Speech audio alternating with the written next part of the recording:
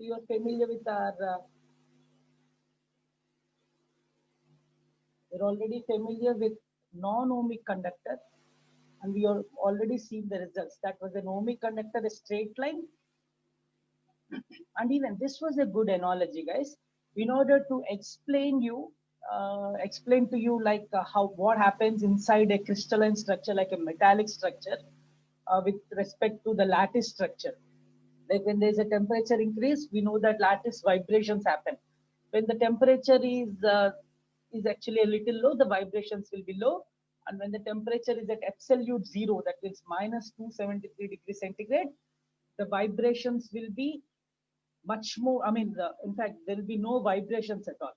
So if you remember from our previous lecture, we used this particular screen to explain. We thought of a game between, I mean, between you friends. We had 30 people standing as red, I mean, with red clothes, and 10 of you with green clothes. And if you remember that race where you should not touch the other green person, and you should also not touch the red colored shirt person.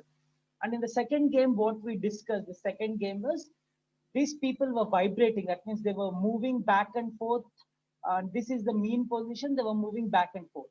In that scenario, would you take more time to cross to the other side, or is the first scenario a better scenario? So this was a, I mean, at least in my opinion, it's a very good analogy to replicate the physical phenomenon that's happening inside a metal bar with rise in temperature or with decrease in temperature. So that's what is analogy. So analogies will help you understand easily. And Richard Feynman, if you have heard, some of you might have heard, is considered to be one of the greatest physics teachers ever. So he uses a lot of analogies, and everything is based on what students could easily grasp. So science can be made. Science, some of the topics are tough, you already know. It's tough because we are not able to find suitable examples that you could relate to. So these analogies, he kickstarted it. In fact, he was given Nobel Prize just for his analogies. Actually, Richard Feynman, he was a scientist. Obviously, he was also a great professor. And rarely, I mean, scientists are generally given for the scientific work. And the way he represents tough concepts using images, using pictures on a board, he was actually given Nobel Prize for that. So he's one of the greats. There's another one called Walter. I just forgot his initial. I mean, Walter Lewin. yes, yes. Walter Lewis, is it? Levin. Okay.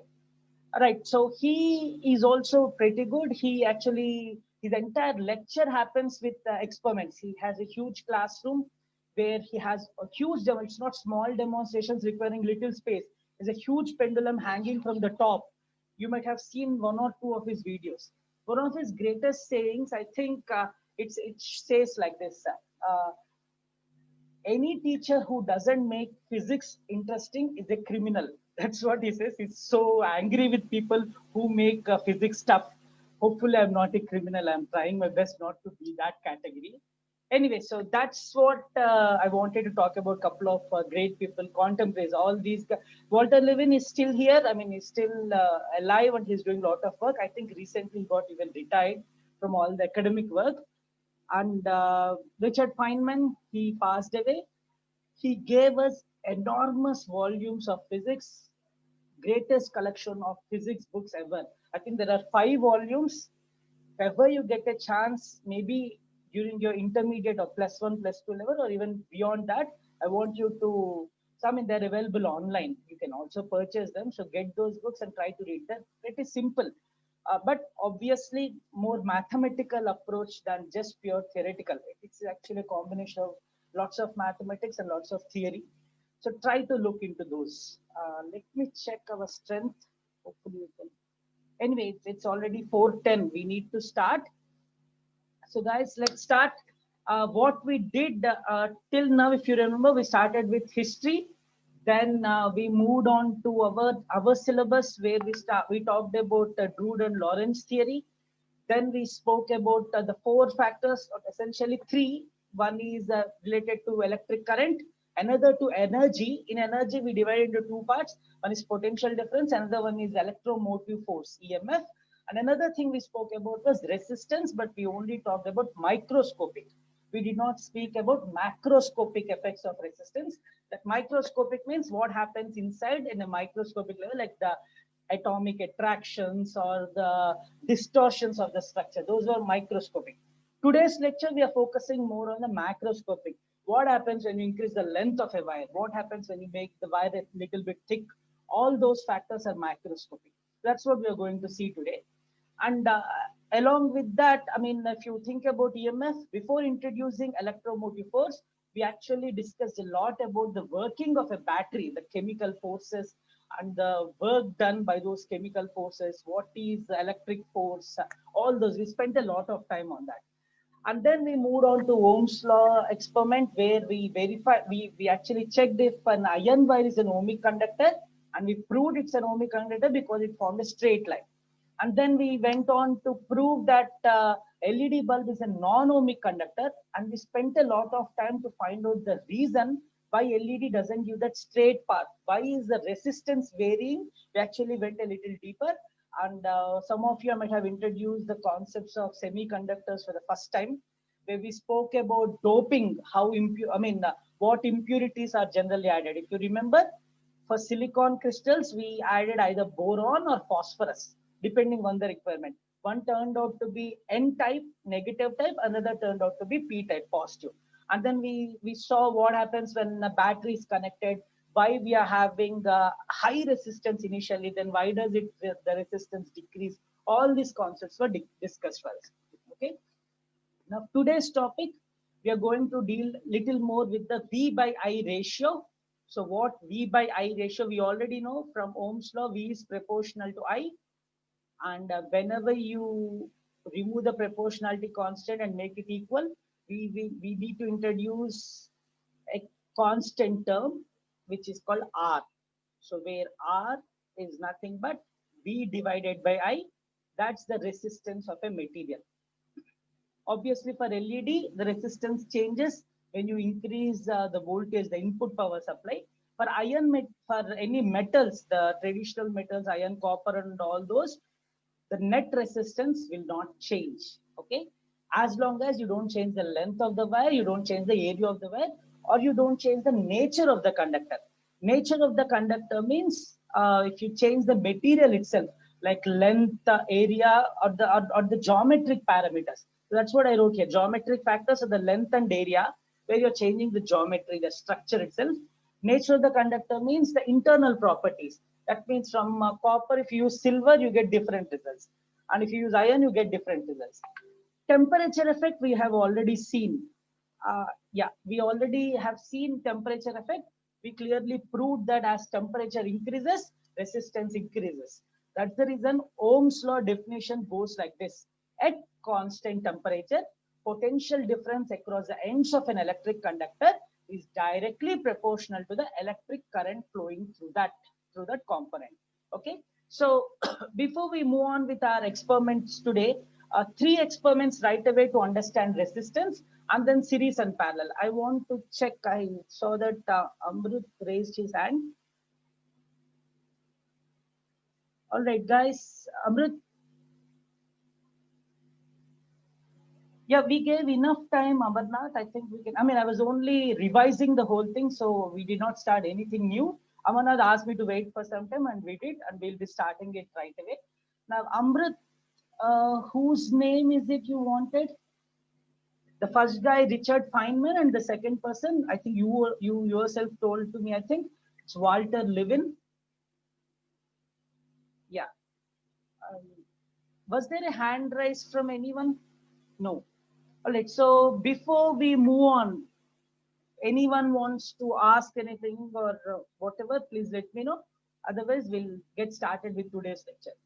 So it's a lot of experiments today, not much of theory, but lots of experiments. I think we can work with 3 to 5 experiments today. The first 3 are very simple ones. The next 2, a little bit of time. Everything is simple with electricity. That's the thing. Experiments are very simple to perform, but understanding the theory is crucial. All right. So no questions from anyone? All right. So let's look into these factors. Before I proceed, you can actually switch on the mics and speak to me. I want to ask you a few questions. Let's say you're actually having wiring in your house. Okay, you want to, you're building a new house, or your parents are building a new house. Now, imagine you're the engineer and you want to make a decision on the type of the wiring you want to use. So I'm going to ask you some questions. Now, the person or whoever is in charge of constructing, he came to you with options. He told you we have two options, sir. We can use either iron or copper. So what he says is copper is very expensive.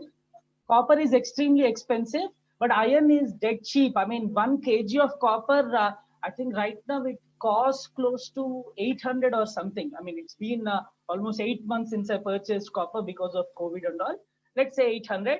And 1 kg of kilogram of iron costs around 80 rupees actually. So what shall we go with? If he asks you, what will you prefer? Will you go with iron or copper? Because both are Copper. conductors of electricity. Copper. Exactly, both are conductors of electricity, but you are preferring copper. And the reason behind is, what is the reason, guys? Anyone?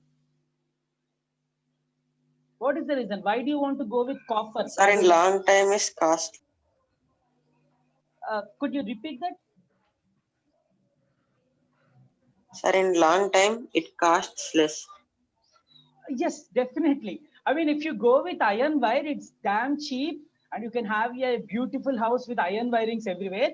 But for the current bills that you get out of every month, you need to sell the stuff in your house. Once a fridge, once a TV, you need to sell it every month. Costs a lot because iron is a relatively bad conductor of electricity. So obviously, lot of electrical energy gets turned into heat energy. So even heat hazards, I mean, your house could get on fire and all that. So copper might cost a lot. The initial investment is a lot, but it's way better than iron because it consumes, or I mean, it's not about consumption, it's about transferring energy. But while transferring, it wastes very little amount of energy in relation to copper. So in relation to iron. But you might be wondering, why can't we use silver? It's way too expensive. And the compromise between silver and copper is not much. Silver is not that amazing. I mean, it's definitely better than copper, but you don't have to put so much money into silver. The net effect is with copper, it's more economical for us, even long run and short run. If you become like too rich, extremely rich, you can have a building with silver if you want. Okay, right. Now, the next one I want to ask you. Now, the decision is made. Copper is the conclusion. You want to have your entire house wide with copper. Good. Now, I want to ask you one more thing. Shall we go with thick copper wires, very thick ones, or shall we go with thin copper wires? What's our choice? Which one is better? Thick ones. What about others? You can also type if you want. So exactly, it's a thick copper wires are way better than thin copper wires. Again, thick copper wires are good conductors of electricity, or they have less resistance to current flow, and thin copper wires have more resistance, or in other words, they're bad conductors. But we need to prove this. Our experiments today, with that, we can actually prove. But there's a problem, guys. If you ever seen the wiring whenever the wiring is being done, if you check those wall points and all, lot of turns happen. I mean, it's not a straight path for the copper wire, for the electric wire. The wire has to bend a lot when it moves from one room into the other room inside the walls and all. So if you have two thick copper wires, if you have thick ones, it will be very hard to bend each time. You can't have what you call, let's say, Prabhas to be in your house and start bending all those wires, right? So we need to have a different way of handling. Good, we need thick wires. Thin wires are not good. Good, thick wires are good, but we can't bend them at every corner. It becomes tough. So that's why people prefer braided ones. Instead of one single thick wire, they have hundreds of, I mean, multiple wires. Let me try to show you. My multimeter is over here. Just a second, guys. Let me show you that.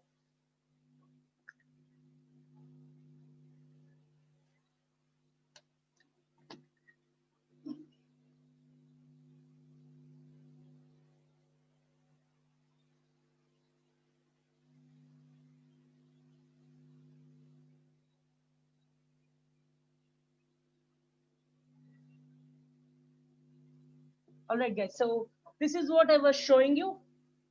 So if you check it out, this particular multimeter wires that you see over here, it's not a single wire. We need thick wires. We definitely need thick wires, but instead of having a single thick wire and problem with handling, problem with flexibility, they use this multiple thin wires to make it one thick wire. Okay, so that's the practical aspect. And what we do is we just braid it at the end to make it simple for us, trying to make it into a single wire instead of loosely connected wires. All right. So that's what I was speaking to you about. And I have one more question before we move on, but let me check the chat window. Yes, Samrut says that we don't want light bulbs. We don't want even the walls to glow. If you use iron wires, obviously the entire walls might glow. And I have a question from Hamsika. Sir, is there any formula for resistance in terms of length? So resistance and length are actually directly related. So you have a constant, and we'll address that, Hamsika. We'll also talk about area, effect of area on resistance. There's a formula for that also. We'll talk about those. Okay, now my last question. Guys, so one second. All right, so my last question for you for now, just for now, is tell me this. Now, if you have to have a wire from, let's say, this wall to this wall, or part of a wall to here, and there's a two options. You can have a very stiff wire from one point to other, or you can have a loose wire, lots of loose wire. So in other terms, I want to simplify this. Is it good to prefer less length for the wire, or is it good to prefer lot of length for the wire? So what is the preference? Shall we go with Less longer length. wires or shorter wires? Everyone, you can answer me. You can turn on your mics and tell me. What I was asking is, in terms of saving energy, in terms of having less wastage of energy, is it good to have longer wires than required, or is it good to have shorter wires or exactly required wires in terms of length? I got one answer. It says less length is preferred than more length. So that particular answer is correct. Even Hamsika gave me that answer. Others, give it a try. You don't have to be correct, guys. Amarnath also has given me an answer. Everyone has the same thing. Harshita, shorter. Yeah. So shorter wires are better than longer wires. Perfect. That's the perfect answer. And what we need to remember here, guys, is we have to consider one more factor, which you might be familiar, but you might have overlooked.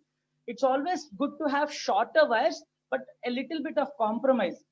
So what happens is, in summertime, because of the heat, these wires expand a little bit. They become a little longer. But in winter time, there's a chance of shrinking, and because of that stresses from the walls, the wire might even break. So winter time, because of colder temperature, the molecules come closer, and shrinking of the wires might happen. Even area wise or also length wise, a little bit of shrinkage happens. So due to that reason, it's always preferred to have a little more length than exactly required. Let's say 10 centimeters is enough, for example. But you have to consider this factor and have maybe 12 or 13 centimeters just to have a factor of safety for temperature changes. It's unnecessary to have 20 centimeters and only 10 centimeters is required, obviously. So even this particular effect we are going to investigate. So we'll investigate and find out that copper is a good conductor, and shorter wires are good conductors than longer wires. And finally, thicker wires are better than thin wires. All these three factors we are going to investigate right now. So let's move on. And before we start, I want you to understand the strategy for this experiment. There's always a problem with textbook writers. The problem, in my opinion, is not many of them try out an experiment and write the textbook or write the contents. When they try out the text, when they try out that activity, then they would really understand the problems with that activity. So I think that is the real issue. On the right side one, so right side one, as you're seeing, is this is the image given in the textbook. This is the circuit that is required. Okay. And the left one is what we are actually going to do. But for now, just ignore the left one. I want us to try to understand why they gave, or what is the reason behind the author's intention. So what he's trying to say is, let's say we want to check the effect of resistance due to change in length. So what he wants us to is, in the first case, the other wants us to put a short wire, let's say 10 centimeter iron wire between P and Q points. And after that, he wants us to remove the 10 centimeter wire and place a 20 centimeter wire between P and Q. All right. So first it's 10 centimeter, then 20 centimeter wire. That means you're doubling the length. So when you double the length, he wants us to understand what happens to the current. So we already know one thing. What we know is, if you see electric current to increase, what it means is resistance is decreasing. All right. If electric current is actually decreasing, then electrical resistance will increase. We already know these relations, right? I mean, from Ohm's law, verification and all, we are already familiar. We tried these out also. Simple relation between electric current and resistance.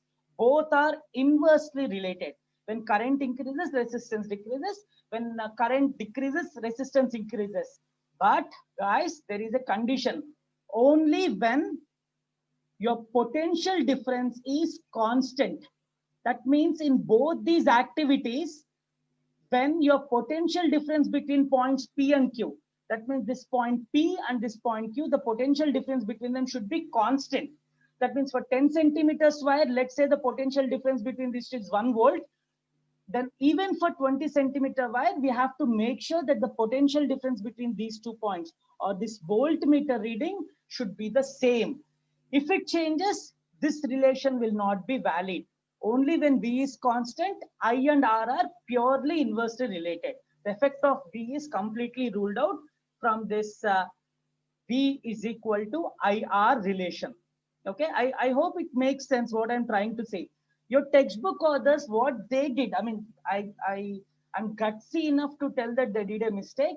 They did a mistake in assuming that whatever power supply that's available in the market, these power supplies, they automatically make sure that whichever wire we use between P and Q, it could be iron wire, it could be thick wires, thin wires, copper wires, double length, half length, everywhere P and Q, the potential difference between those 2 points will automatically be same. I mean, every time you might see the same value for potential difference. That is the assumption they are making. And I feel it's a blunder, because ideal voltage sources, the only time that could happen is your battery is an ideal voltage source, which is impossible to make. Every real battery will fail because the potential difference between P and Q will change as soon as you change the material or as soon as you change the length or area. So that is the real problem, guys. So what we need to understand, I mean, I'm explaining this in this great detail because eventually you have to write it in the exams. So I don't want to get you confused between the practical way of solving this problem and the theoretical way given in your textbook. For understanding, whatever we are discussing is important, but for your exams, whatever is given in your textbook is important. We can't escape from that, because people who correct it, they are physical science teachers, but there is a good chance they might not know in-depth concepts, that to practically involved concepts. So please be sure about all these factors. Okay, so before we actually do the experiment and the methodology that we are following, I want to repeat the problem here. Our textbook authors imagine that even when you change the wire between P and Q points, the length of the wire, suddenly or magically, the potential difference or the energy difference between P and Q, they're imagining it to be the same always. But for real batteries, it will never be the same, it changes. So instead of this particular sketch that's given, we are actually going with the same circuit of Ohm's law.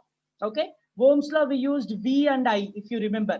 Okay, we are going to do the same activity, but this time what we'll do is we'll use 10 centimeter wire, we'll use 20 centimeter wire, take the V values and take the I values, and then what we do is we will modify the results so that our textbook pattern can be understood clearly. Okay, so don't worry much. Once I do this activity, once you see everything, we'll summarize it. But right now our target is simple. Let's get the V and I values for both 10 centimeter wire and 20 centimeter wire. Okay, guys, please write this table. Please write the table that you can observe over here. There's a reason why I clearly mentioned iron, thin, 10 centimeters, lot of information is over there. As you can see, please write this table. And once you write that table, once you write this particular table, we'll start with our activity.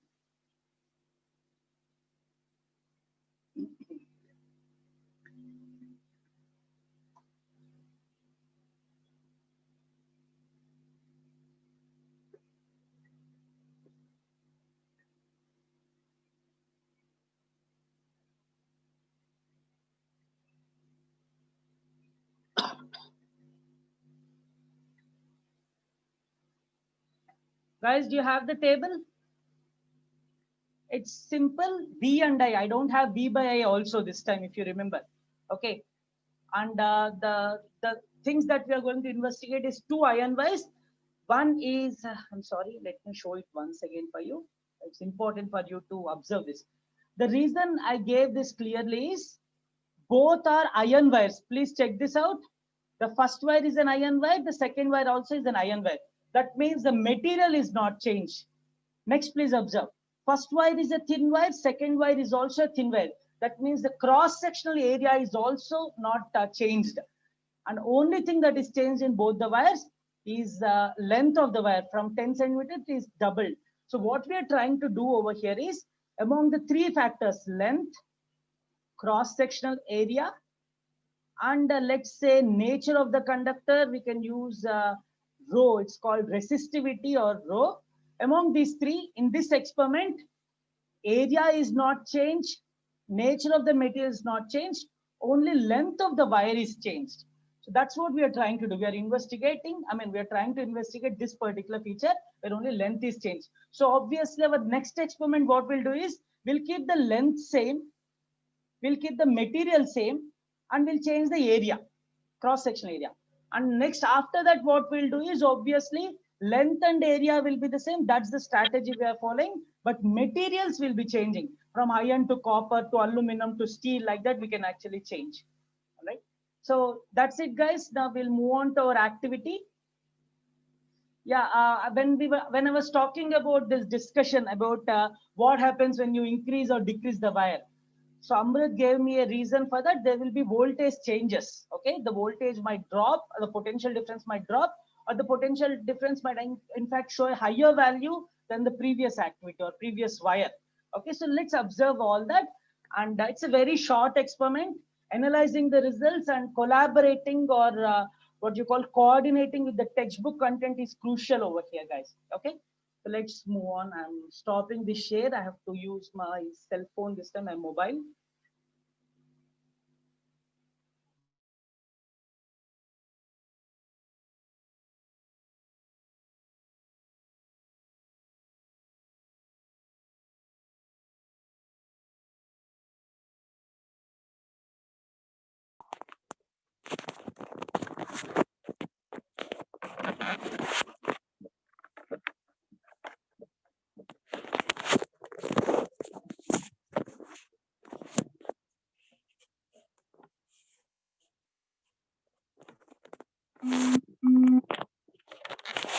All right, guys, it's the same apparatus as before, and I already made the circuit so that it becomes a little faster for us.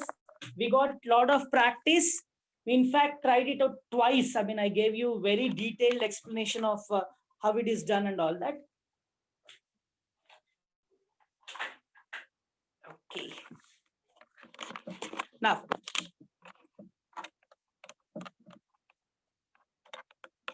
so, but still I'm going to revise it for you, the circuit that we have built. So what I have here is the same thing. If you remember, first one is always battery positive to whatever wire we are choosing. Let's say I'll go to this fifth wire. Don't worry the number, the wire number. It's just that thin iron wire, which is of 10 centimeters long. Okay. So this is the thin iron wire, which is 10 centimeters long. So what we'll do is, we'll in fact investigate these two wires, guys. First, we'll do this 10 centimeter iron wire, which is thin. And the next thing is this long one, that is 20 centimeters iron wire. Okay, only these two we'll investigate, we'll get the values. So this is the circuit. Okay, so our circuit is this way. Battery positive. All right, so this is our battery positive. Battery positive is connected to the left of the iron wire, just as in our circuit diagram. From right side of the iron wire to ammeter positive, this is the right side of an iron wire. And my ammeter positive is over here. I'm just making this connection again. It slipped off. All right. And then the last part of our series circuit is ammeter negative to battery negative. So this is my battery negative, which is connected to the ammeter negative. And the parallel circuit is voltmeter positive on the left of the iron wire, and voltmeter negative is on the right of the iron wire. So this is voltmeter positive, as you can see, the one hanging on top of the original crocodile clip. And this is the voltmeter negative, the black wire. So we have everything in place exactly as the way we have done twice till now. So let's take the results. And for this experiment, we don't have to change the battery each time. We only change the energy supply, like one battery, two batteries, and so on. We did it for 4 times or 5 times, right? The reason we did there because we were investigating if iron wire was ohmic or non-ohmic conductor. We already know that it's an ohmic conductor, so we don't have to change it. So in order to do that, what we are going to do is, what I'll do is I'll only fix single one, maybe at around 4.5 volts or 6 volts. And even that is not important. The condition here is whatever you're using for this 10 centimeter wire, use the same voltage supply for the 20 centimeter wire. Okay, that's the only thing happening here. So, and if you remember for iron wire, voltmeter, we have set it to 200 millivolts. Okay. And the ammeter, we have selected it to 10 amperes.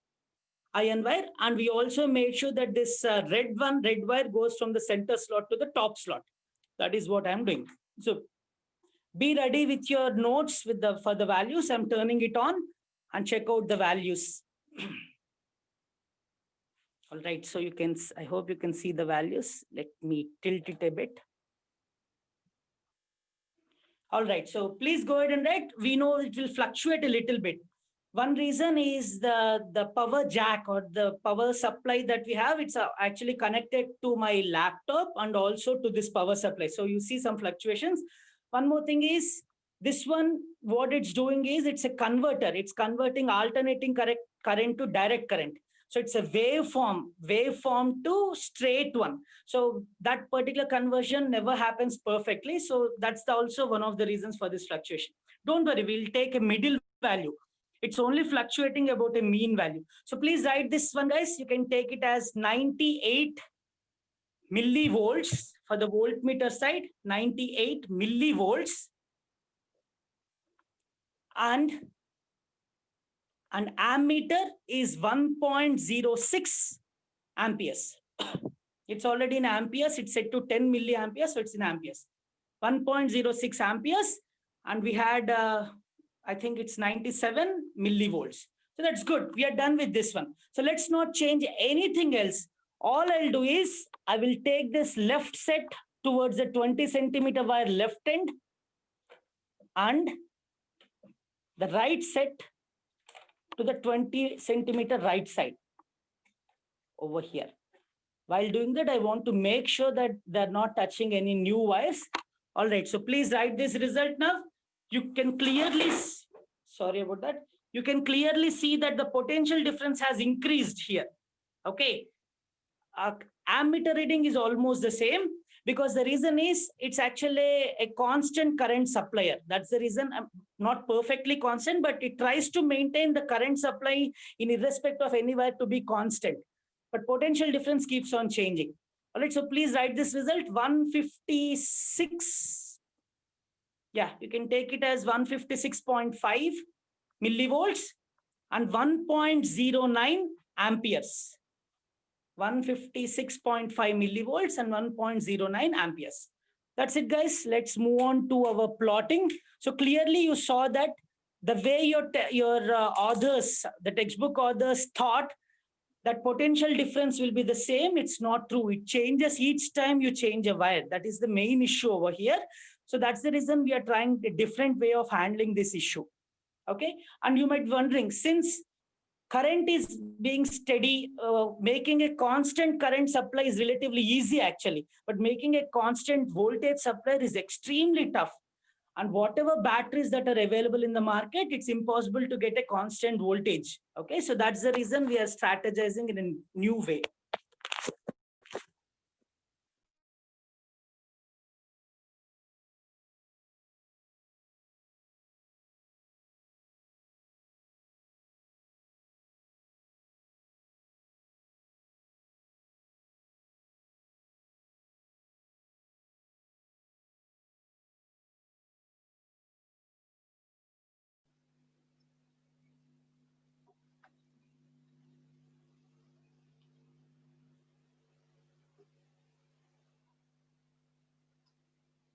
All right, guys. So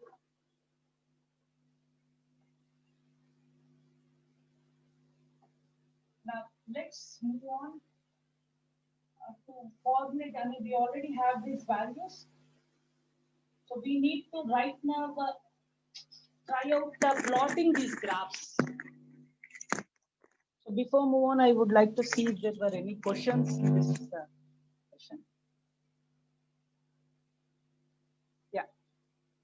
No questions. Let's move on, and later after plotting everything, we can actually discuss what's happening here.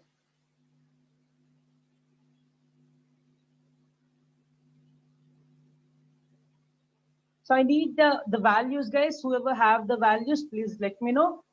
So what is the first one? 98.98, sir. 98 millivolts. 98 millivolts. All right. What about the current? 1.06. 1.06. All right. Potential difference for the longer wire? 156.5. 156.5. Ammeter reading? Current 1.09. Okay. So we have these values, but before I move on, I want to tell you what we are doing here. So please observe this, guys. So what I essentially did is, you already know that, let me give a very simple example. I want to try out extremely simple. Let's say one particular, whatever it is, let's say a book, for example, a book, let's say we were talking about Richard Feynman volume 1, for example. It costs around one volume, or yeah, one particular book costs around 2,000 rupees, for example. Now, what does 10 volumes cost? Obviously 2,000 into 10, it's 20,000. Okay, what I essentially did over here is, I know the relation between one book and the cost of a single book. So whenever I want to know 10 books cost, I just have to multiply into 10. We are trying to do something very similar. Now, let's say I want to say, like, I want to, for example, try out a new book. Let's say my budget is only 20,000 this time. My budget is 20,000. And now a new book, which is of half the price, I can actually get 20 such books. Yes or no? Guys, try to understand what I'm trying here. So the budget for me, whatever money it's available, is the same. Here, 20,000 rupees, I got only 10 books of Feynman. But if I have the same 20,000, some other book of summer volume, maybe the second volume, which is half the price, I can get 20. So here I'm using a direct relation. When one thing is increased, other thing is also increased automatically. When one thing is decreased, other thing is also decreased. So here my strategy, if you look into this particular one, this is 98, but this is 156.5. So imagine, what if I change 156.5 to 98? That means if I reduce this 156.5 to 98, then automatically 1.09 should also reduce, right? I hope you're getting my point. When one thing, we already know V is directly proportional to I. When you increase potential difference, current also will increase proportionally. If you double one thing, other one will double. If you half one thing, other one will become half. Same thing I'm doing. So I want the second value also to be 98. So what happens? This one I can reduce to 98. In order to do that, what happens is this 1.09 should also reduce. So this is what I have done here exactly. Please observe this. The 98 and 1.06 is the short wire, 10 centimeter wire. It's the same. I did not touch that. But the second one, whatever 156.5 is there, I converted it to 98. So I have reduced it. So when I reduced it, automatically what happened? 1.09 also reduced and it turned to 0.682. Okay. So if there is a confusion, I want to simplify this. Okay. So let's see this. Let's say our first reading for voltmeter is 10. One last simplification. The same logic will be applying from now on. For 10 volts, let's say I got 2 amperes. Now for 30 volts, for a longer wire, let's say, or let's try 20 volts itself. For 20 volts for a longer wire, I again got something like 2 amperes itself. So this one is perfect. Both times I have 2, but that is not my concern. The textbook authors, our textbook says that voltmeter reading should be the same. So what I'm going to do now is, I want to reduce this particular second reading, I want to reduce it. So what I'll do is, the second reading, I'll do it by half. 20 by 2 is 10 and 2 by 2 is 1. Guys, don't worry about the first reading. That is fixed. That is our reference. But what we are doing with the second reading, this is the long wire. So this is the long wire and the modified one is also long wire. All we did here is we divided 20 by 2 and we got 10. Since we are doing the by division by 2 here, and since it's an ohmic conductor, the I value should also be divided by 2 and I got a value 1. So in that case, what I can do is I can completely remove the long wire and this is the short one. So I have new readings for short wires and long wires where potential difference is constant, but current is automatically varied. So this is what happened even in these readings, guys. The short wire readings are perfect for me. I don't want to change it. But long wire is greater. I mean, it shows 150 change. So I want to convert it to 98. I did the conversion. And since this is changed, current reading also should change. So that's why I got 0.68255 or whatever. So now if you see this graph, what it shows over here is for a longer wire, which has the same area and same material and also same potential difference compared to the short wires. Longer wire has, please observe this, longer wire has less current, it's 0.682, and shorter wire has more current. Guys, I'm concluding it right now. The height of these blocks, the cuboids that you're seeing, the height of those cuboids correspond to the current value. For short wire, there is more current flow for same energy supply, whereas for long wires, the current flow is less, even though the energy supplied is the same. When I say energy supplied, I'm talking about potential difference. So one last statement, when cross-sectional areas are the same, when materials are the same, and when potential difference across the ends is also the same, short wires have more current than long wires, or short wires have less resistance and long wires have more resistance. All right, so that's about the entire lengthwise. So please let me know if you have any questions. I want to go on to the area, cross-sectional area. But before I do that, I want to address if you have any questions. So our conclusion is simple. Longer wires have more resistance, shorter wires have less resistance, and that is what we just proved. So this is what you need to write in the exams, guys. You don't have to write that potential difference is measured and all that right away. Let me show that for you, how you need to write it in your exams, guys. I want to make that simple for you, reduce the confusion. Now in your exams, what you'll say is, when length is increased, electric current is reduced. Since electric current is reduced, resistance, we say it as larger value. If the length, I'm writing length first because that is the thing that we are varying. When length is reduced, electric current is increased, that automatically means resistance is reduced. So, but the conditions here, or these are all the constants that we are using. Cross-sectional area is constant. Both the wires have same area. Resistivity, or the material is the same. Potential difference between the ends of the wires is also the same. That means I'm supplying same energy in both the wires. The energy to push the electrons inside the wires is also the same. So that's about this entire thing, guys. Okay, so it's actually very simple if you understand. So this is the short wire and this is the long wire. If I am supplying same energy in both the wires, it's logical, guys. Think about it very carefully. If I'm supplying same energy in both the wires, let's say whatever the energy, 10 volts, 20 volts, I'm supplying the same in the second wire. When you supply same energy, obviously in shorter wire, the electrons tend to move faster because they have to travel a shorter distance and the energy given is enough to push them harder. So here, the velocity of the electrons, the small v corresponds to velocity. Guys, check it out. This small v corresponds to velocity. It's really large. Since velocity is large, current is automatically large. Since current is large, resistance will be low. But here, please observe the second wire.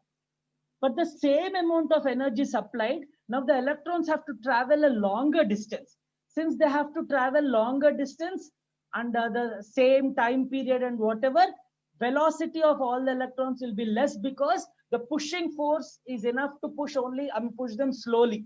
So velocity is less. Since electrons are moving slowly, electric current will be less or resistance will be higher.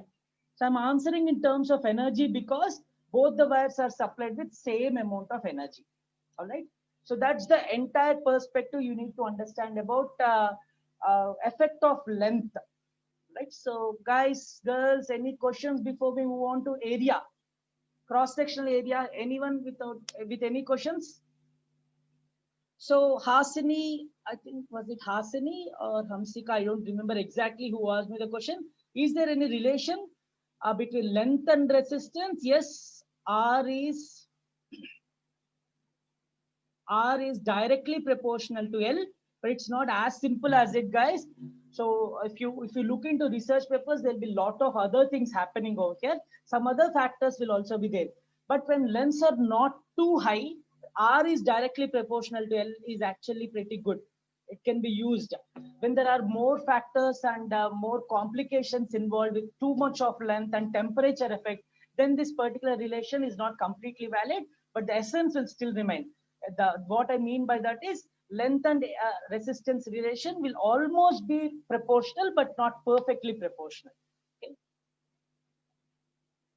Now let's move on to cross-sectional area. So before we actually do this, I want you to observe this particular research. One of the research papers have shown this. In our textbook, what we have is resistance is inversely proportional to the cross-sectional area.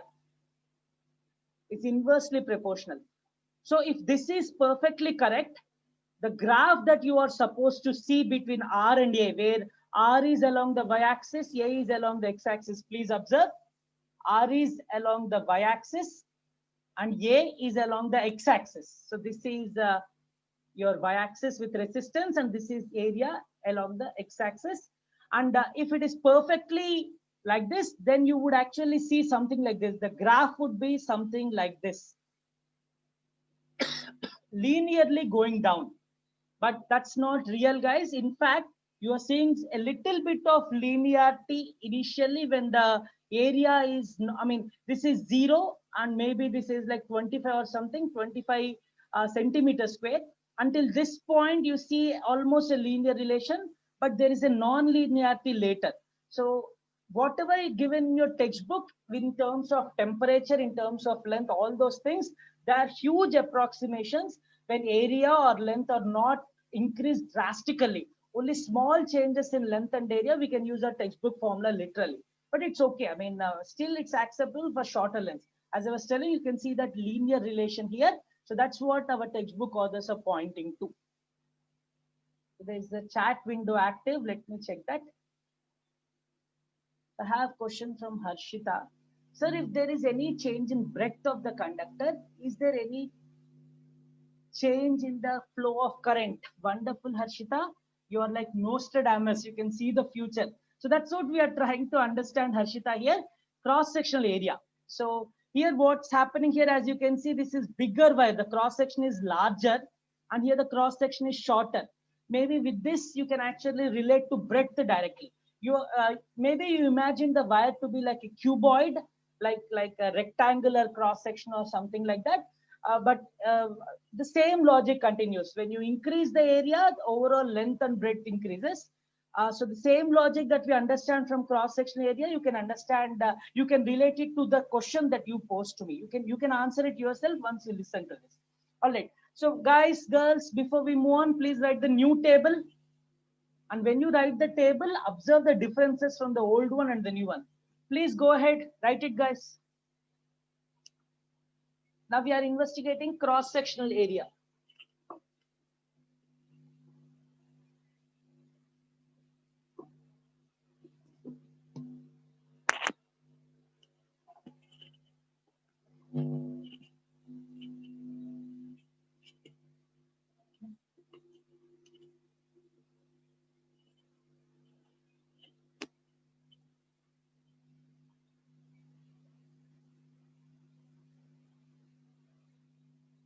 Okay, I hope you have written that. So here, if you think about it, what are the differences? I mean, what are the things that we had understood from length and now how we could relate it? That's what we are trying to push over here. So please listen, guys. The only thing that we want to change now is the cross-sectional area. That means the thickness of the wire. So what are the constant things?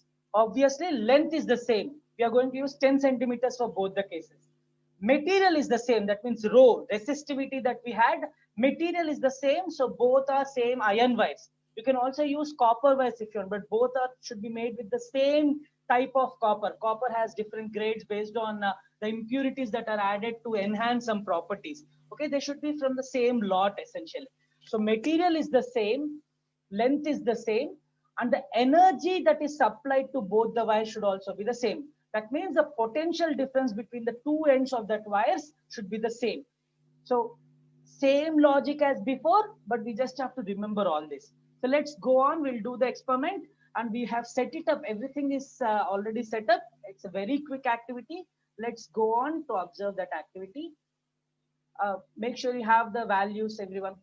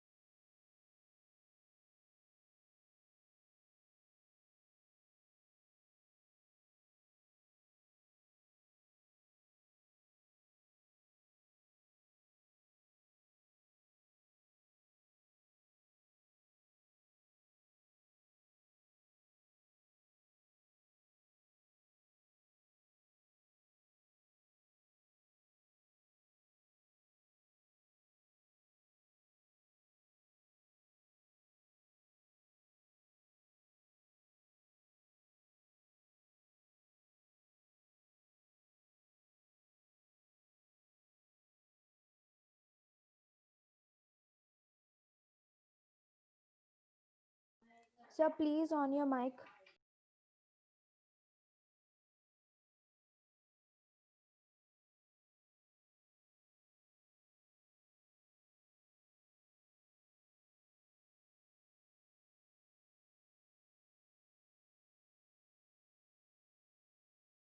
Sir, please on your mic.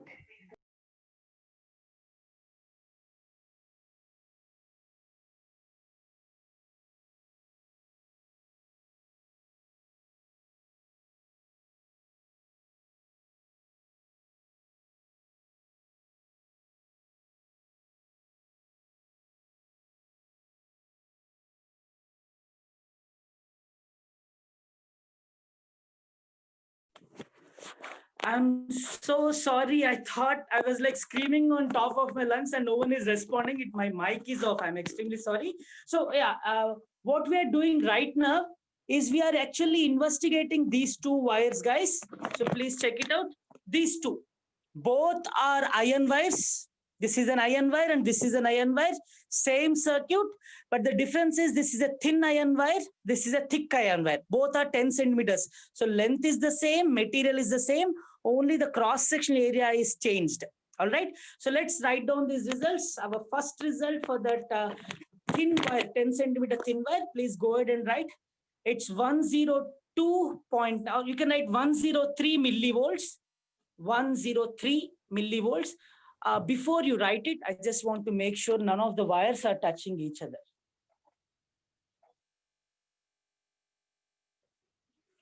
I'm sorry, yeah, so there was some other connection. That's the reason we saw a weird value. But please write the new one.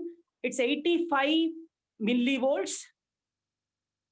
85 millivolts and ammeter reading is 1.13 amperes. 85 millivolts, 1.13 amperes. Now I'm moving my the arrangement to the next wire. So once you build it, once you spend a lot of time in building it, then rest will become easy, guys. Okay. So as soon as I changed it, please observe the values have changed drastically. Write down the new value. It's 42 millivolts. 42 millivolts for the voltmeter reading for thick wire. We are writing the thick wire and 1.15 amperes for the thick wire itself. V value, I value. All right, so let's move on. We'll check out the bar graph. And after that, we have one activity pertaining to the resistance. So that's resistance effect on material, nature of the conductor.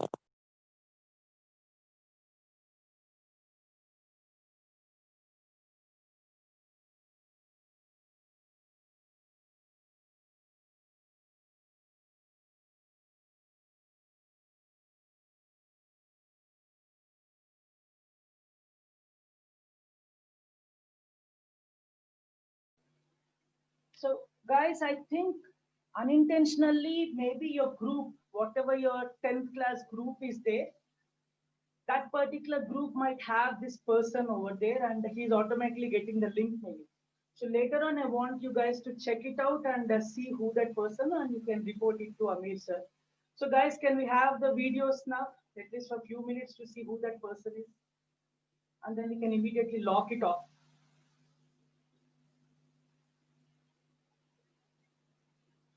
Turn on your videos, everyone. And whoever doesn't turn, we can actually put them, I mean, we can ask them to leave, or I think I have that option to make them leave, right? Guys, quick, let's not waste time. Turn on your videos.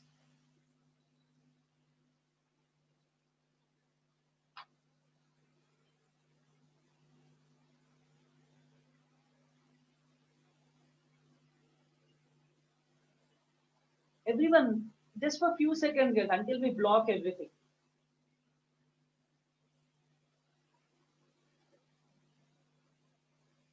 Kavya, Hamsika, Samra, Rishank. Quick. Let's not waste time. Rahul.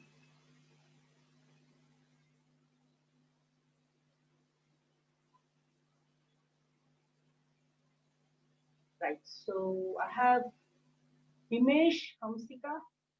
Turn on your videos. Then I have Kavya, Rahul.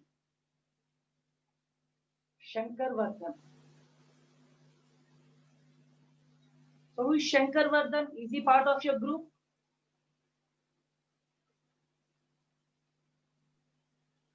So is it, I think only Shankar Vardhan is the one who is not like switching on. Guys, someone has to tell me. I mean, you can type it in here. Shankar Vardhan, is he part of your class? Ever seen him? Yes. No? Yes, sir. He's our class only. So why is he not switching on? Shankar, can you at least type why you're not switching on your camera?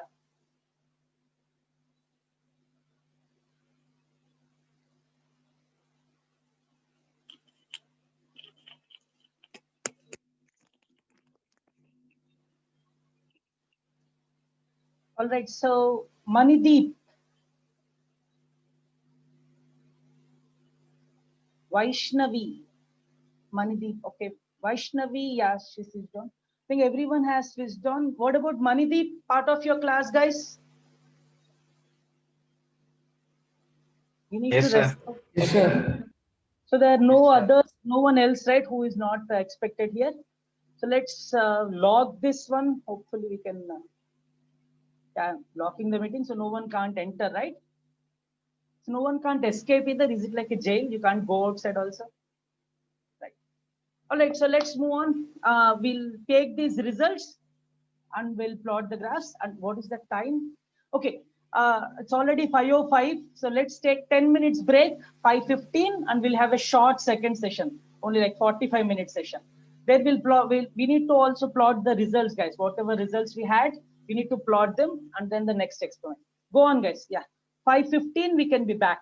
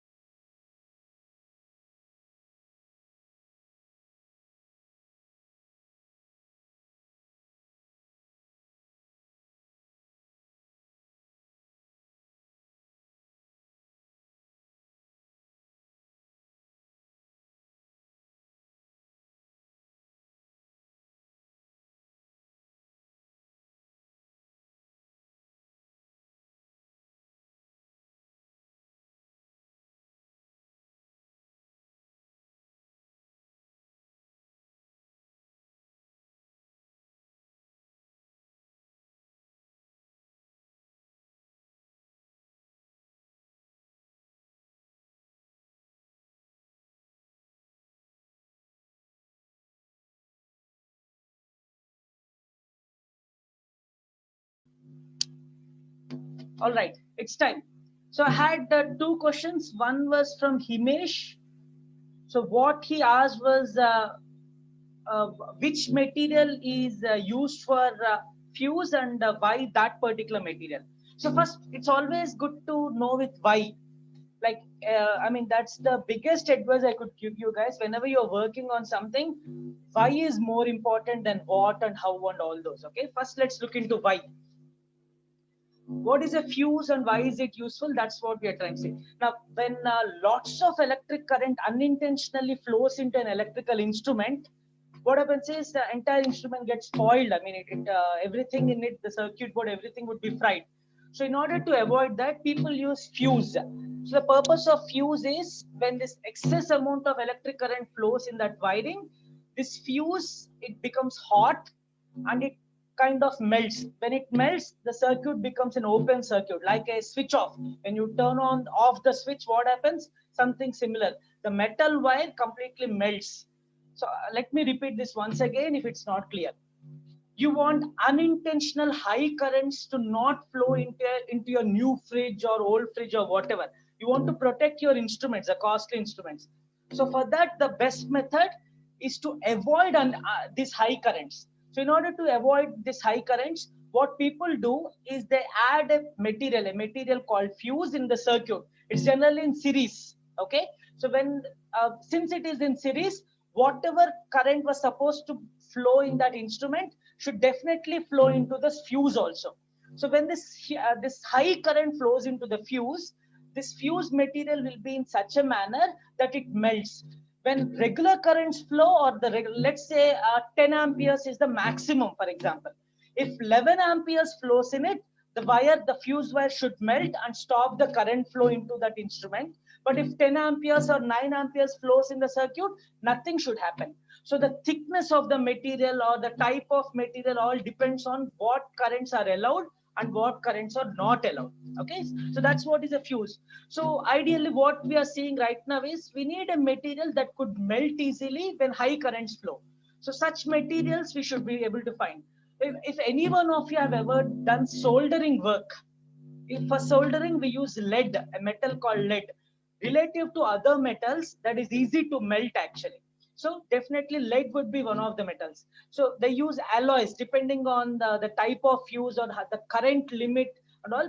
Some people use copper, some people use silver along with lead, some people use tin along with lead. So lead is definitely one of the important components. Other alloys depend on the particular purpose. So to conclude, the purpose of a fuse is to avoid high currents into your main circuit or main component. And the way it works is by melting itself, sacrificing itself. And in order to sacrifice, it should be made with metals that are easy to melt. So lead is one of the important components. And along with it, there would be other things also. Okay.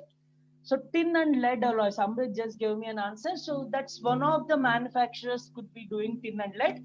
Unfortunately, for everything, there are patents. So other manufacturers, in order to make it cheap, they would add something else, Amrit. Instead of tin, they would be adding silver or copper. Okay, so depends, as I told you, depends on various factors. All right, so let's move on with our activity. Yeah, so now we got automatic fuses. Amarnath just asked me, we call them MCBs, right?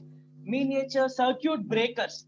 So the problem with old things, the problem with the old fuses is that the entire wire gets melted. So you need to bring a new wire and carefully remove the fuse box and again rewire. Everything should happen. Only then the current will flow and your house will have a current. So in order to avoid this hassle, what we have right now is miniature circuit boards. Imagine it's like multiple switches inside. So what happens is in miniature circuit, MCBs in your houses, you can observe. So when there is excess current, automatically the MCB gets stripped. Just like on off, automatically it falls down. And then what we have to do is we have to raise it upwards to switch on the supply for our house. So over there, you can imagine, you can use your creative itself. I don't know the exact mechanism what happens inside, but with my knowledge and with my experience, I can make a guess. It's like a relay switch. When there is more current, automatically some sort of tripping happens inside and you can set it up. So it's like a two-way switch. Imagine like that, like a tripping and automatic action. So it's all, I mean, you can imagine, guys. I mean, I can only give you a brief idea. So an automatic thing is happening. It's there are no electronics or any smart things, smart sensors or anything in there. So nothing like that exists in there. Okay, Amarnath, he wants me to be more specific how they will work. And as I told you, Amarnath, I really don't know. But we have tomorrow also. I'll do some research and we can discuss it tomorrow. I don't mind telling that I don't know. I mean, I'm not an expert in everything. An MCB internal mechanism, I really don't know. So I have to look into it. I only know the purpose of it and the foundations on which it is built. I'm guessing there would be something like a relay inside which get tripped. Okay, so anyway, we'll discuss this tomorrow, Amarnath, and I'll try my best to answer it in the simplest possible way. All right, so let's move on. I want those values again, guys. So area of the conductor. Anyone, please give me those values. We are using the same strategy again. Sir, 85 millivolts. Okay, 85 for the thin wire. Both are for the thin wire. 1.13 ampere. 1.13 amperes. Thick wire. 42 millivolts. 42 millivolts. I didn't note that, sir. Sorry. Anyone else written this? The second value, I think it's 1.15 or something. Can anyone confirm this to me? 1.1. 1.15, yes, sir. 1.15 amperes. Thank you, both of you. Okay, so please check this out. We are using again the same strategy, guys. The first value we are not touching. I'm just putting it in green because we are not modifying anything. But the second value, what I'm doing is, I want it to be of the same potential difference as the first one. So I want to double this. 42 double is 84, right? Something like that is happening. So essentially we are doubling 42. We are getting something like 85. And since we doubled 42, 1.15 should also double. 1.15 double is 2.3. We are getting a little more than 2.3 here. The reason is we did not exactly double. It's greater than 84. It's one more than 84. So here it's a little more than 2.3. Okay, once again, this 42, I cannot use it directly because our authors have written clearly or indirectly that energy supplied to both the thin wire and thick wire is the same. So if we have 85 in the top, the bottom should also be 85. So the second one should be 85. So I converted it to 85. And similarly, this 1.15 should also increase. Since we have increased 42 to 85, 1.15 will also increase. And this is the new value that we got. All right. So when we show it in our graph, please observe clearly here what's happening. Both the wires are made with the same material, same 10 centimeters. So those are the two things, and same potential difference. Energy supplied for electron movement is also the same. So when everything is the same, what's observed here is thick wire is allowing more current than thin wire. So what it means is ultimately thick wires are allowing more current, means there is less resistance in thick wire for electron movement, and thin wires are allowing less current, means the current movement is more, or electron movement. I'm so sorry. Let me repeat the thin wire part. In thin wires, the electric current flow or electric current is less. It means electrons are moving slowly in a way. I'll clarify this when we go back actually. So electron movement compared to the thick wire is little constrained. So that means resistance is higher. Thick wires have low resistance, thin wires have high resistance. Okay, when we go back to the slides, I'll give more clarification regarding this. But this is the final thing that you need to be writing, guys.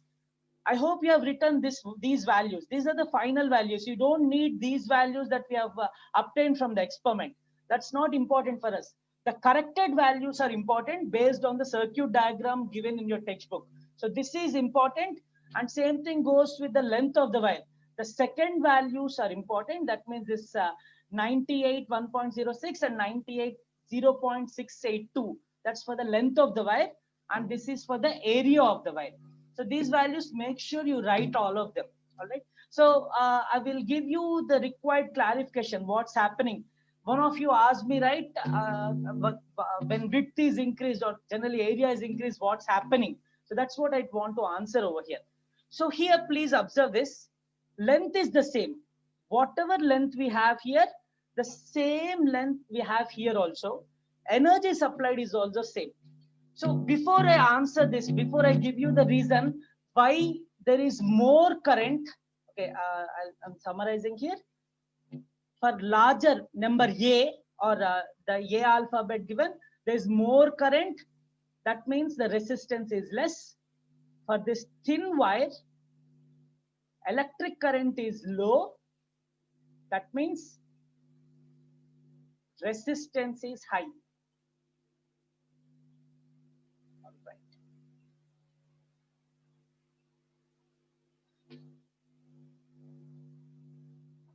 Right. So please observe this. The reason for this we need to understand. Now, before I give you the reason, I want you to answer something to me. Now, imagine, I want you to imagine your school, and I don't think your school might have exactly this, but think of it carefully. Now, it's almost 4:30 or something, and you're about to leave the school. And for your school, imagine there are two gates. One gate, it's like only two people can fit through that gate, only two people. But the second is the larger gate, maybe 20 people can fit through it. So what do you think will happen? Where will more number of people go? Will they prefer the small gate, which is like less area or cross-sectional area? Or do you think people or students will prefer the bigger gate with more cross-sectional area? What is your guess, guys? The Bigger answer is gate. exactly, there is more room I just got an answer from Amrut. There's more room for electrons to flow, but not only that, Amrut. And the reason here is, since the metal, there's a bigger metal over here, I mean, large amount of metal over here, there are more number of electrons. So here there are, let me use red. For example, in this cross section, if there are 100 electrons, cross section, I'm talking about cross section, 100 electrons flowing. In the smaller cross sections, there might be only 25 electrons, only 25 electrons flowing through. So here the effect is not really the speed, how fast they are moving. But if you remember, guys, I gave you this particular way. Electric current is defined as total charge by time. But in other way, we actually discussed it like this. NQ by T, where N is the number of electrons, Q is the charge of a single electron, and T is the time period. Now you can, to make it simple, our analysis simple, since energy supplied is the same in both cases. Just a second, yeah. Energy supplied is the same in both these wires. Then we can imagine, just for namesake, we can imagine that electrons are moving with the same speed. Whatever speed they are moving in the first wire, the same speed second wire also would be permitting. Let's imagine that. The only difference between these two wires is N, number of electrons. Here there are more electrons running around, here there are less electrons. Since there are more electrons, N is directly proportional to the current. More electrons, more current. Since more current, less resistance. Okay. When we spoke about length of the wire, please remember this length factor. When we spoke about length of the wire, here each cross section, either in the short one or in the long wire, the cross section would have same number of electrons, but the speed with which they are moving is different. Since energy supplied is the same, electrons have to travel shorter distance. They are moving fast over here.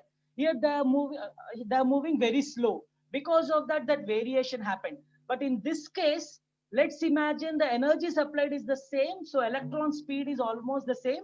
But here, instead of the speed, number of electrons is varying. Here, less number of electrons are passing through the cross section each time. Here, more number of electrons. So the effect is different. I'm not like 100% telling you that it's only the number of electrons. Some speed variations would also be there, but number of electrons factor is much more greater. Okay. So Amarnath is, you're still with the fuse, Amarnath? Okay, let me understand this question. And is there anyone with any questions regarding the area? I want you to understand the difference between both of those. Length, energy is the same, so speeds are different because they have to travel longer distances. Here, energy is the same. Speed might also be the same, but number of electrons are more charge is being carried. So because of that, current is more for thicker wires, or resistance is less for thicker wires. Okay.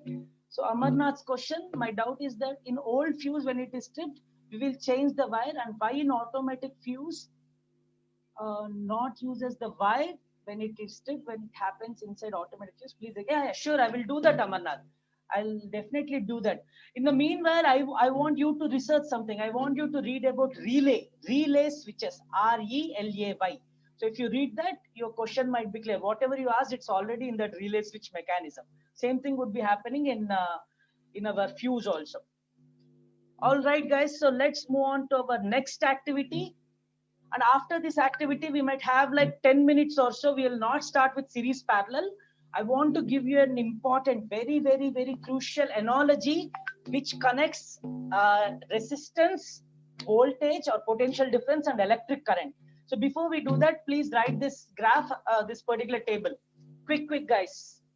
Steel, aluminum. Some of you might have been using aluminium. It's okay. I mean, Indians generally, we use aluminium. We are used to that, the British way. I studied in US. There, if you go to an interview and say that it's aluminium, you might be ridiculed. So I got used to saying aluminum. Okay. So copper and iron. If you observe those four materials, guys, length is the same. Okay, 10 centimeters. Thickness is also the same. All are thin wires. Material is changed. Okay, steel, aluminum, copper, iron. And we'll again make sure that potential difference is also the same at the end of the experiment. So again, we are writing V and I values. We are not directly measuring resistance. V by I division we are not doing. We are only seeing the current value and imagining how the resistance would be there. Once we do that, we'll go through this particular relation, what we have here. That's a very important relation. All right now, so let's move on with the experiment. It's a very quick experiment, but you have to write all the values for each wire.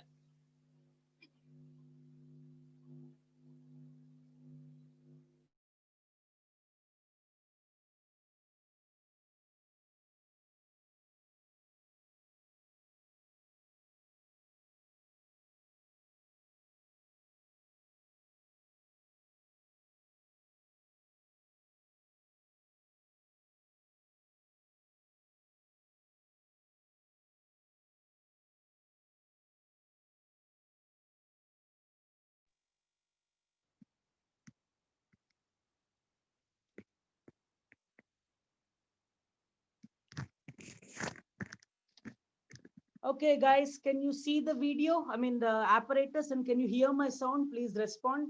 We wasted few minutes last time. Yes, no.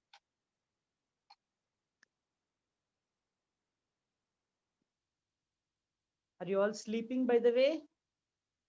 No one is responding.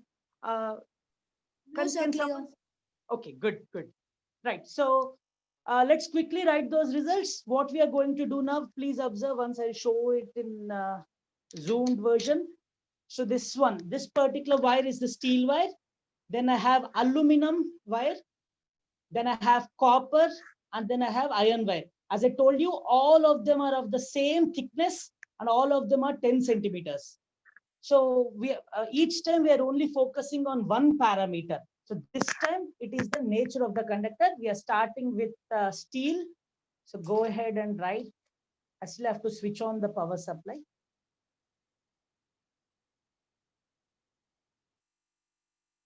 All right.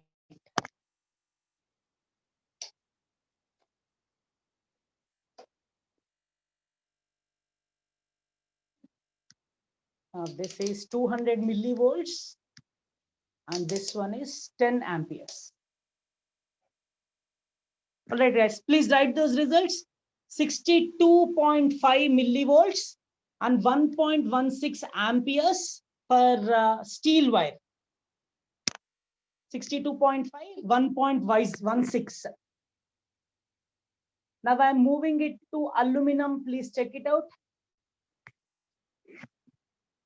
It's 40.4 millivolts, 1.15 amperes, 40.4 and 1.15. Next is copper. We already know that's the best in among all these four. And you can see that clearly pointing out here, you have a very small value relative to aluminum or steel. It's 27 millivolts and 1.15 amperes. I think there's a lot of fluctuation in the air. Just a second, guys. Let's confirm this value again. Yeah, it's 27 millivolts and 1.15 amperes. Now, the last one is our iron wire. We have been using it a lot, right? And that's the last one. It's 108 millivolts. Sir, sir, we are unable to pin your video. Oh, okay. Sorry, guys. Just a second. Let me check that out and we'll repeat this. I'm sorry. Yeah.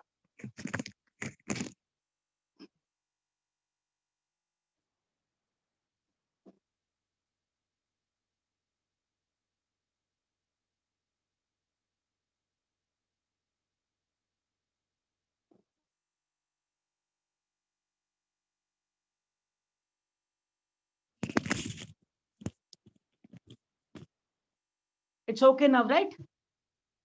Yes, sir. Okay. So I'm repeating it. I think you might have already written results, but let's try again. So what we are doing right now is these 4 wires. The second wire is the steel wire. Now I realize that you haven't seen those wires closely. So in fact, I can pull out my camera. Please unlock the Zoom meeting, sir. Oh, is it? Do we have our friend again? Sir, Amrut has left, unfortunately. Okay, it's okay. We still have to continue. We have these recordings. I'll post these recordings anyway. Please observe this. That's the steel wire, the second one, which is right now placed. Then we have aluminum. Then we have copper, and then we have iron. Those 4 wires we are going to check. It's okay, guys. Focus on what's happening. Right. So I'm switching on the power supply. Please write your results.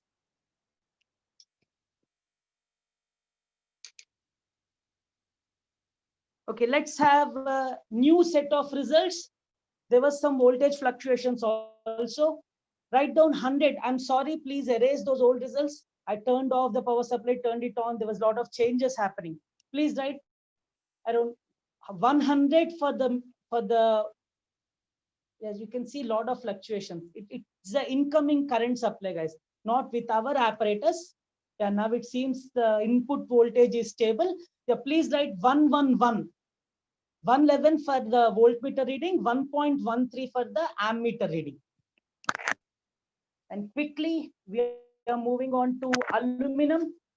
It should be smaller value. It should be, all right. So yeah, please check this out. The value is 79 millivolts for aluminum and 1.16 amperes for electric current. 79, 1.16. Then we have copper.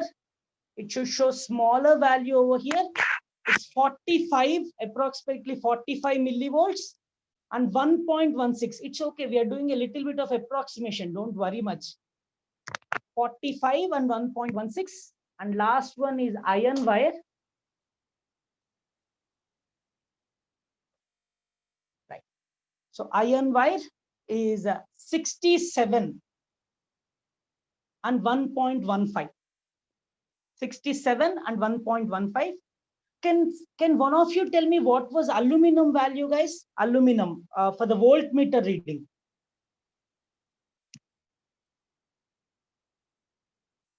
Anyone?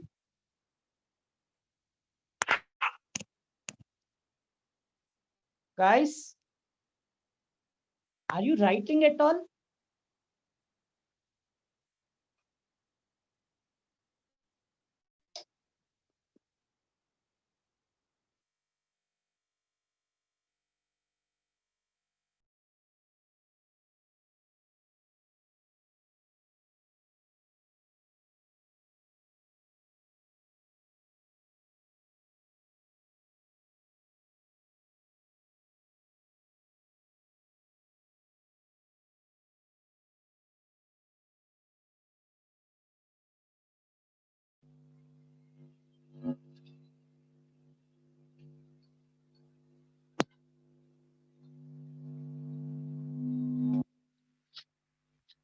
All right, so did you guys write the values, all the 4 values? Is there anyone left out?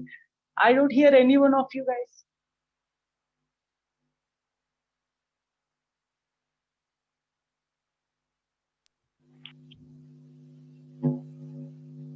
Guys?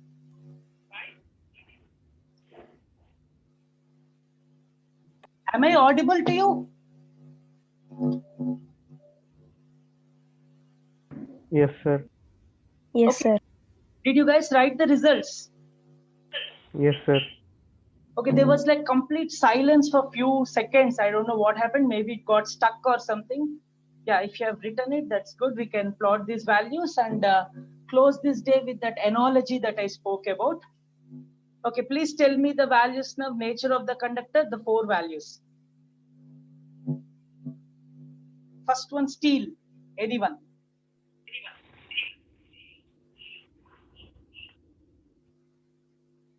Sir, 111 Okay, millivolts and 1.13 amperes. 1.1 amperes. Who is that? Who is speaking right now? Sir, Himesh. Okay, yes, yeah, go on. So next one, 79 and That's 1.16. 1.16. Okay, after that, 45, 1.16. 1.16. Right. Next one, 67 and 1.15. Okay, 1.15. Right. Guys, please check out these results. Right, see these results. What happened over here is you have 111 and 1.13 for steel. So that is our reference. We want every other material to show 111. So we converted 79 to 111. So we increased the V value. So I value should increase. So that's what happened. Please check it out. From 1.16, it changed to 1.62. Same thing happened with copper. 45 got converted to 111. That means 45, 2.5 or something. You multiply with 2.5 or 2.3, you get 111. So since this is multiplied by 2.3, this one also should be multiplied by 2.3, and you got 2.8 amperes. Last one is iron wire. 67 into 2, it's almost like 130 or 125, right? It's 67 multiply with 1.8 or something, you'll be close to 111. So since this is multiplied with 1.8, 1.15 should also be multiplied with 1.8. So essentially, whatever factor you multiply the left one, the right one, the electric current should also be multiplied with the same factor. Now, please observe these values. Among all these values, copper has more electric current, or it is allowing more electric current to be supplied, and steel is allowing less electric current to be supplied. Okay, so copper is the best conductor, steel is the worst conductor among the four. We are supplying same energy, they are of same length. V corresponds to same energy, guys. We are supplying same energy, and also we are also using same length, same cross section, only materials are changed. One error I could see here is aluminum. It should have more current than iron, guys. So there is some error, maybe at that particular point there was a fluctuation or something. Aluminum result is misleading. It's better than iron. Silver is in the top, copper comes later. I mean, you have gold also, by the way. Silver, copper, gold, and then comes aluminum, magnesium, and all those. Okay, so aluminum is far better than iron. Please remember that. Anyway, that particular result is misleading, but the rest of them is correct. Clearly, copper is the leader over here. It allows more current to flow. Since there is more current, resistance is less. Steel is the worst conductor. The reason, not the reason, but what we can conclude is still, since steel is the worst conductor, it is having high resistance as less current is flowing through it. Okay, please write this table. It's okay. Aluminum, there is an error. I'll give you corrections later. Since I'm in your group, I'll redo this experiment later and give you fresh results if required. So please write these results, guys. Make sure you write them somewhere. It's important. You don't have to even write this V value. Just I value is enough. Okay. We're trying to conclude that copper is a better conductor than the rest.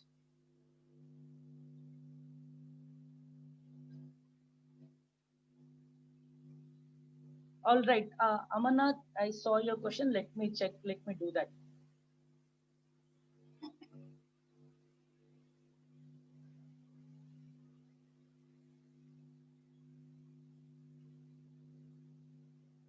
Okay, I think he can add now. I removed that lock, guys.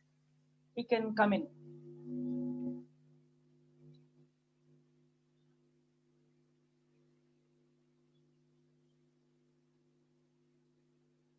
Right. Make sure you write these results. It will help you later on. Steel, aluminum, copper, and iron. And I values are important. I told you one of the errors, aluminum is an error. I'll definitely correct it for you. All right. So let's think about these reasons, guys. Why are we having these differences? Why is copper better than the rest, at least among all these four? The reasons behind is we already discussed the microscopic factors, right? Some of the microscopic factors were the screening effect. For copper, it's in the 3D shell actually, whereas for the rest, it's not. I mean, iron and all there. I think iron is also in the 3D shell, but aluminum is in the 3S shell. I mean, it's in the S block, whereas copper and iron are in the D blocks. Right. So what we need to remember here is it's much more easy for copper atoms to release the electrons compared to iron. Okay, so that is one of the reasons. And steel, it's a little complicated. The reason is steel is an alloy of iron. Steel is made up of iron, but they add a little bit of carbon. So they add carbon to allow it not to resist. Steel is better than iron because it does not resist, right? Sorry, it doesn't rust. I'm sorry, I was like misusing the words. So iron rusts a lot, steel does not rust. The reason is they add little bit of copper, and maybe that's the reason for increase in this resistance. And also, not only that, they add other alloys to it also, other materials also. It's not just iron and carbon, they add a lot of other materials to make steel. That's a huge industry, and the industrial revolution happened because of steel manufacturing. I mean, and that propelled the world wars, and even after World War, whatever we are seeing the progress, it's because of steel manufacturing. All right, so with that, we completed very, very, very important experiments. And Amrit, I'm sorry, I misunderstood whenever I came to know that you left and you wanted to rejoin. I didn't understand that. Anyway, as I told you, I'm recording everything. Everything will be posted, guys. As I was like too busy. Hopefully, after tomorrow's class, I'll record everything and put it in your group so you can observe all those.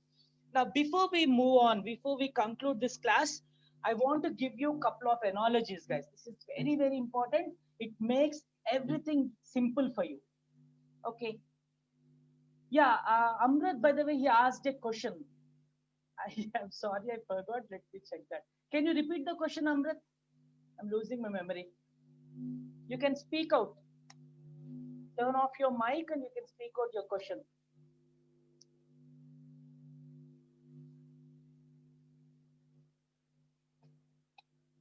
Amrit? Right, so let me check. If he's unable to change.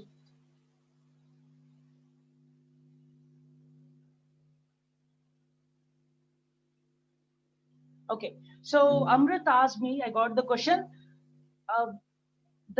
If you remember our battery, the battery eliminator, I'll try to bring it closer. Please check it out, guys.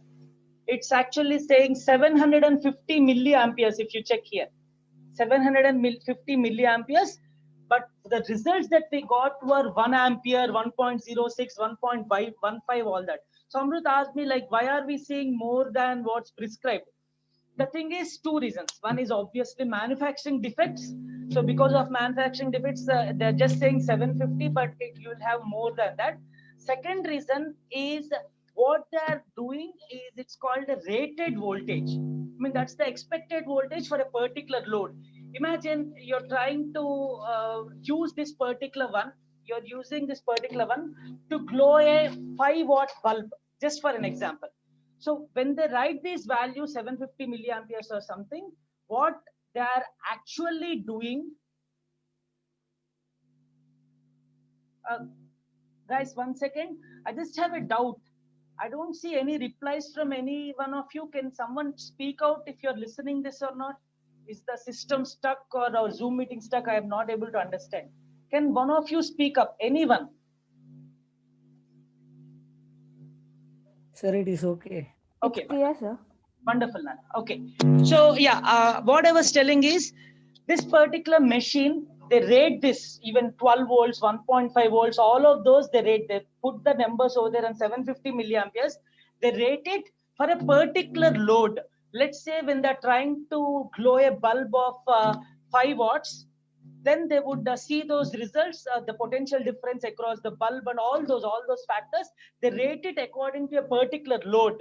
So when the load is less, like we were trying to supply this current to a wire of 10 centimeters long. It's definitely not that demanding than a 5-watt bulb. So obviously you'll get more currents than the rated voltage. So think of this more as a suggestion from the manufacturer. You'll definitely get more than these actually. And even if I check out a voltmeter, if I set it to this 12 volts, this last one is actually 12 volts, guys. The print has gone. If I set it to 12 volts and check with my multimeter as a voltmeter, I would see 18 volts. So 12 volts is the rated voltage for a specific load. When I say load, it's a resistor. For a specific resistor, when they tried it, that is what it is. So that's how they rate it actually. So obviously you buy any eliminator in the market, not only this particular company, anything you buy, you'll have these discrepancies, but it's okay. And by the way, we are not worried about what's coming out of here, right? We are only worried about our results, what's shown in our multimeters. Amrit gave me a question. That means it's not trusty. Yes, sure. But we can trust it based on our experiment. Based on trying out a lot, we will realize that it can't give us more than 1.5 amperes. It cannot do that. However less the load is, it cannot give 1.5. So based on our experience, we should draw that new circle of trust. So the trust all depends on our practice. Based on what they have given, we should definitely trust it. We should always investigate and give our own readings actually.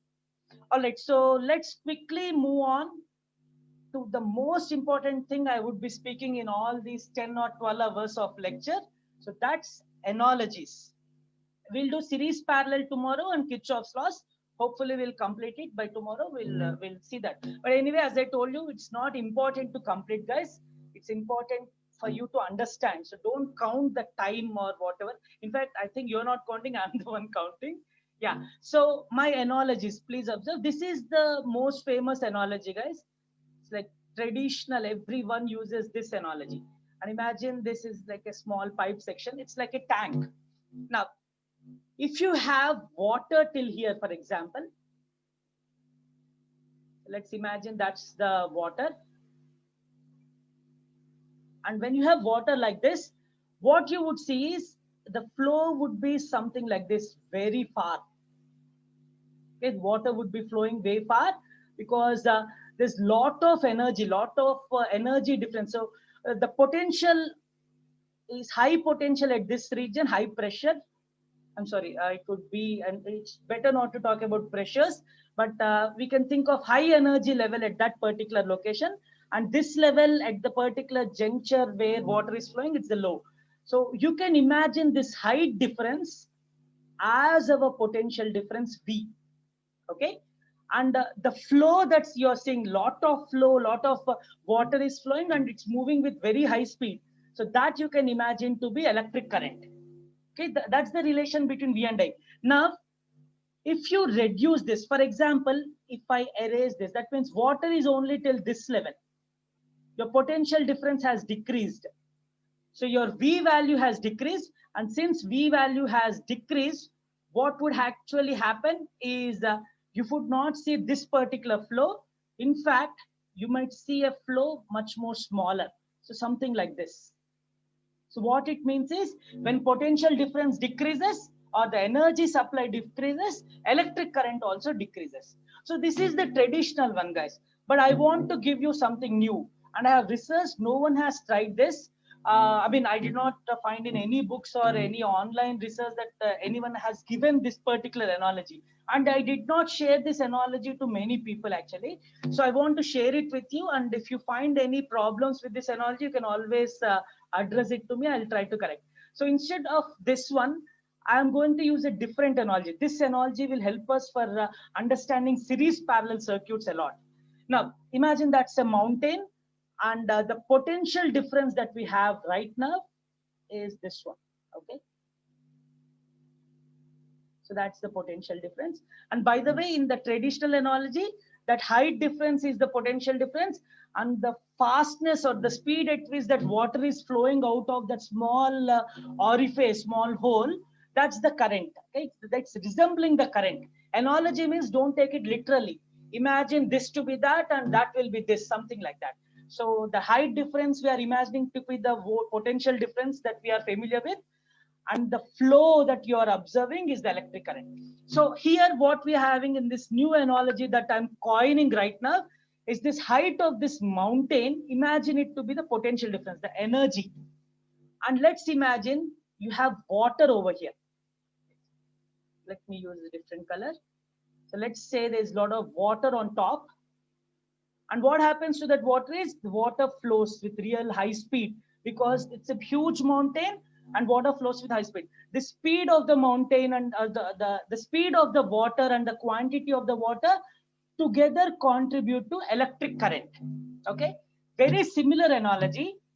Here the flow whatever flow we spoke about here, I'm talking about the same flow. And instead of this container, we have this entire mountain contributing to the potential difference. And as always, water flows to the bottom. Okay, so water flows over here. Now, let's change this. Now, what I'll do is I'll use a smaller mountain. Okay, not that sharp edge, obviously.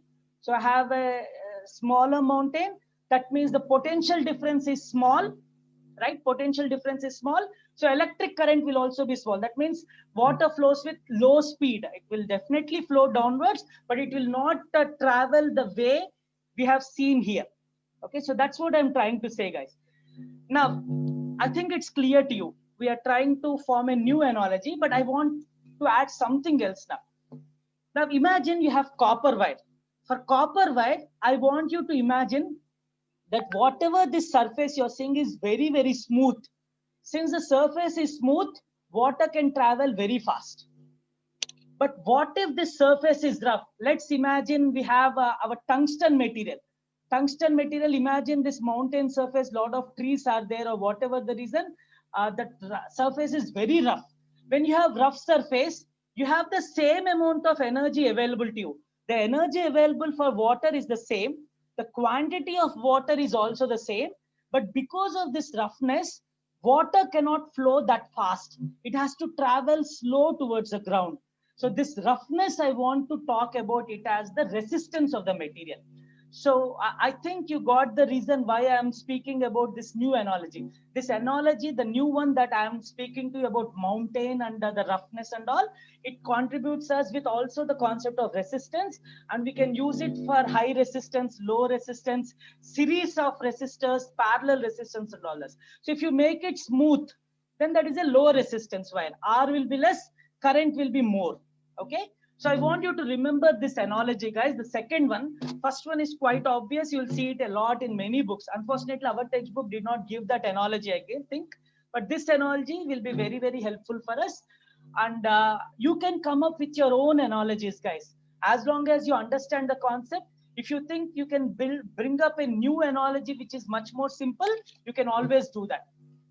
So tomorrow what we'll do is we'll use this analogy and try to understand what happens when we connect resistors in series, when we connect resistors in parallel. And after that, Kirchhoff's laws. So definitely we'll need at least 1.5 hours, guys. I thought we might need just 1 hour, but 1.5 hours to 2 hours.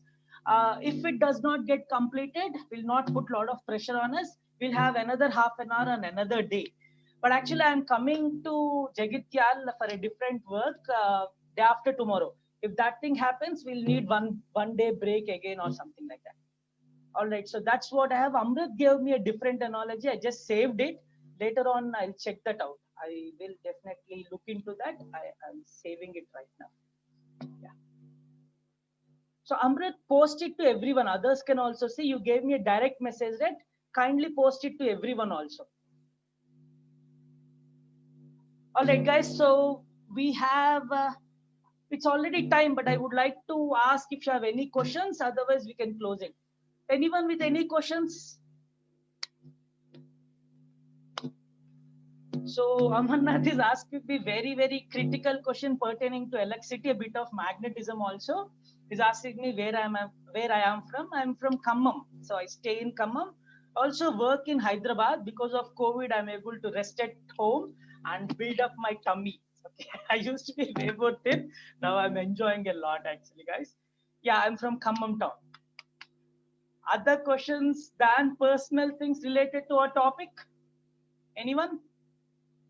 All right, since there are no questions, we'll stop now. Let's meet tomorrow at 10 a.m. Okay, we'll meet at 10 a.m. Come relaxedly. Series and parallel are fun. Very simple experiment. Concept is also simple because we'll be using analogies. Then Kirchhoff's laws. If you understand series and parallel, Kirchhoff's laws are simple again. But we will be spending a lot of time on loop law. The reason is loop law is one of the favorites for exams. And if there is anything tough in this particular chapter, people find loop law to be tough. Writing the equation, finding the equation. If you find it simple, that's good. I also find it simple because we go in a logical way rather than by harding way. So I'll give you that particular logic part tomorrow. All right. All right, guys. So any questions, anyone? Okay, let's call it off. Let's meet at 10 a.m. tomorrow. And we can also, I'll try to post those videos tomorrow by evening. I'll try my best to do that. Bye bye, guys. See you.